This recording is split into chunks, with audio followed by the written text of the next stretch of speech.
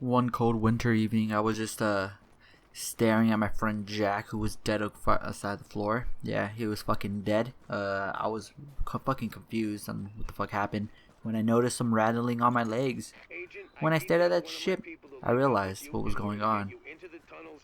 Fucking Jigsaw, that's all I could fucking say, guys. And yeah, that's my fucking story right there. So goodbye, and thanks for watching and subscribe and all that shit. No, you guys, I was just messing with you. This story I'm about to tell you guys is a story about friendship, family, unity, and most importantly, alcohol. A lot of alcohol is involved in the story. So if you get booty hurt pretty fast, then yeah, guys, get the fuck out of my video. So I'm gonna tell you guys the story with me and my friend Jack. He and me were supposed to attend this party that my friend Ireland was throwing. My friend Ireland was a pretty well-known guy. He had a lot of friends, but he had a lot of weird friends too. So that's gonna be involved later on this story. But back to the part. We were still in high school at this point, so me and my friend Jack didn't drive, so we decided to walk, which was a really bad idea because the whole night went bad pretty fast because we didn't know where the fuck we were going. We got lost like 3 times. We saw a lot of people just walking by, and it was like 10 o'clock at night.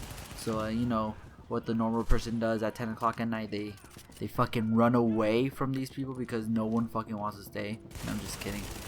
We did what normal people do. We walked to the side of the road and pretended we didn't exist when we saw people walking by. You know, the average high school thing. What happened though was that me and my friend Jack were supposed to get there earlier, but we ended up getting there like 30 minutes late because we didn't know where the fuck we were going.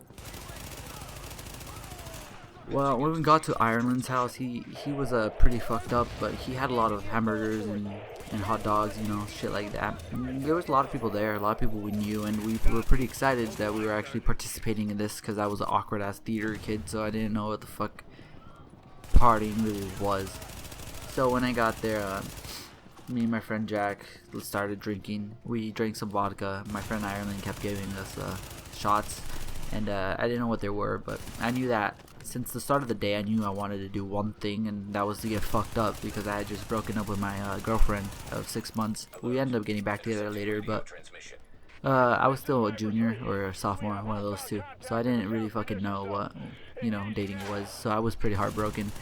So what happened was that I ended up drinking a little bit too much, and I ended up passing out. I remember waking up in like the middle of the party, and I walked around for a bit. I'm guessing I kept getting shots from Ireland. I don't know why he kept giving me shots. I feel like his goal that night was to get everybody fucked up. Well, yeah, I ended up looking for my friend Jack. I didn't know where the fuck he was. There were some instruments in the middle, and my friend Jack plays bass, so I went over there to check see if he was playing. Now, what I saw was either the fucking most craziest thing I've ever seen, or the most awesome fucking thing in the world, because he was playing beautifully. Like I feel like he was playing better than he would be playing when he was sober, because this guy was fucked up. He couldn't stand straight. He was slouching on the fucking bass. I thought it was Lil Wayne playing, but his music, his sound was fucking great. Like, I don't know what this guy did, but I feel like if he ever joined a band, he'd be drinking a shit ton of vodka before he goes performing, because that shit was beautiful. Now, I don't know how long I stayed up, but I was talking to this girl, Darlene, and I ended up passing out right next to her on this bench. Now, this is gonna get pretty crazy pretty fast and pretty disgusting, but the next time I woke up, I ended up throwing all over Darlene's lap. Like, she was fucking drenched, or else I think I was. I think I just threw up on like her foot or something. Over exaggerating, guys.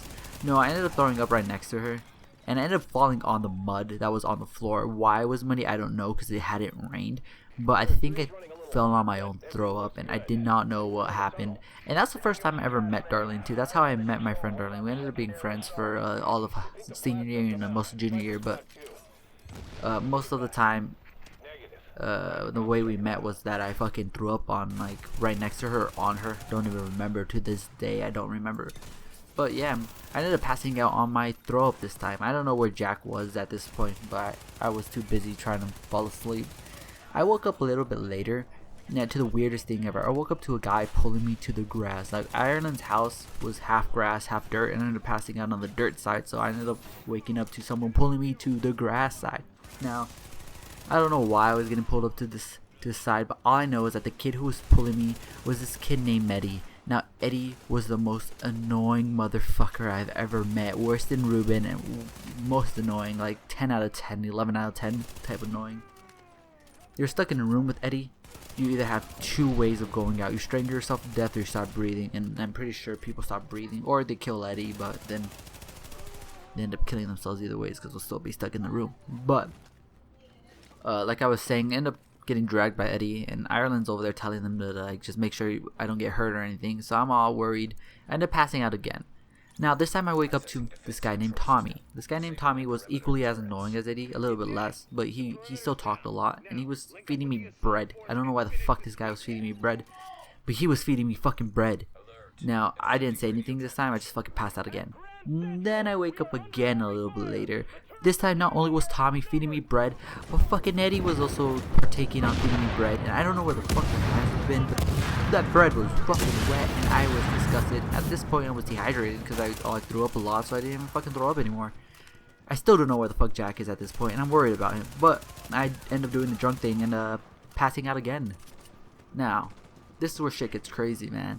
I fucking wake up to my fucking friend Darlene telling me that my sister is fucking yelling at her. I don't know where the fuck's going on because my sister ended up going to like a town far away that night, and I don't know, I was just fucking confused.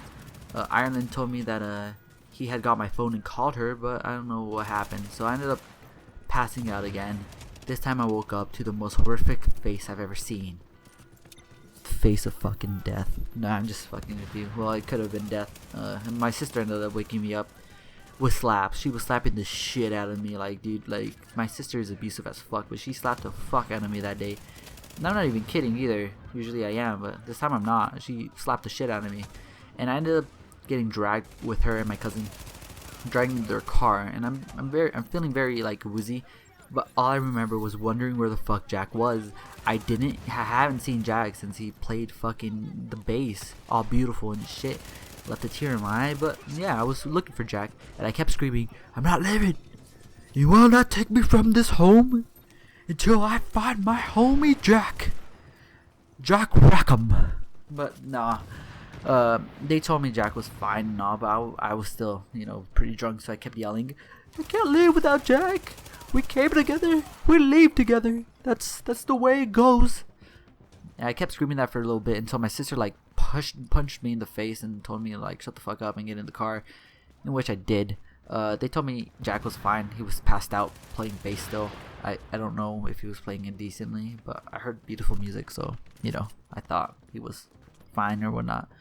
But when they were putting me in the car, my cousin decides that would be funny to let me go, and as she lets me go, I fall face flat to the fucking concrete, and this was the most painful experience I've ever felt while I was alive. Well, besides that one time I got shot 6 times in the back. I'm just kidding. That was 50 Cent. No, yeah, but I was feeling pretty bad about this thing. As I was going home, my sister decided to stop by Taco Bell and or McDonald's. I don't remember. They say Taco Bell. I remember specifically McDonald's. And they gave me some food, or they tried to. Apparently, during this whole transaction, as we were going through the drive-thru, I started throwing pennies at the drive-thru lady. I don't know if it's true. I remember throwing pennies at my sister, but not the drive-thru lady. I think they're lying to me when they told me I threw pennies at the drive-thru lady, because I'm a pretty nice person. So why the fuck would I throw pennies at the drive-thru lady? No.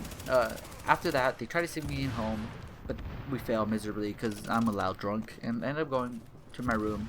Right next to my room is my grandmother's room, who I live with. She's like my mom. So I ended up getting there, and my grandmother's like starts lecturing me, and I remember this is the first time I ever talked back to my grandmother. But I looked her straight in the eyes and was like, "Not today, lady, not today." End up going to my room and falling asleep. The best sleep I ever had in my night. My life, not my night. I ended up waking up that morning, and grandmother starts lecturing me, but she knows that I fucking faced my lesson. And I can't find my phone. I lost my phone. My day's been getting a little bit worse. Plus, I was hungover as fuck. My friend ends up calling my house, but he ends up telling my grandmother that I left my phone at her house, and she ends up like lecturing even me more. And yeah, that's the moral of the story is don't lose Jack, cause you're gonna get fucked over. No, I'm just kidding. The moral of the story is that don't ever trust Ireland, cause he'll feed you a lot of rum, and yeah, you'll get fucked up, throw up on some random women, become friends with them. So I guess that was a plus. And yeah, you know, this story's been pretty persistent. I probably could explain it better, but I'm not that good at storytelling yet. Maybe a few hundred videos from now I will be, but not yet. So yeah, so thanks for watching, guys, and hope you guys enjoyed this story of my life. I don't know if I said it well, but if I didn't, then you guys just comment, tell me to be a little bit more specific on details or whatnot. So yeah, man, thanks for watching, and peace the fuck out. Oh yeah, I forgot to mention the specific detail, but it wasn't with me, it was with my sister that day. My sister and my cousin ended up going to my sister's boyfriend's house that day, but her fucking car ended up catching on fire, and there's this whole predicament with the fire department and shit. But I'm pretty sure that's why she ended up slapping me, because I kind of ruined her day a little bit further than it was. So yeah, there you guys go. My sister's still abusive as fuck, so I'll let you go now.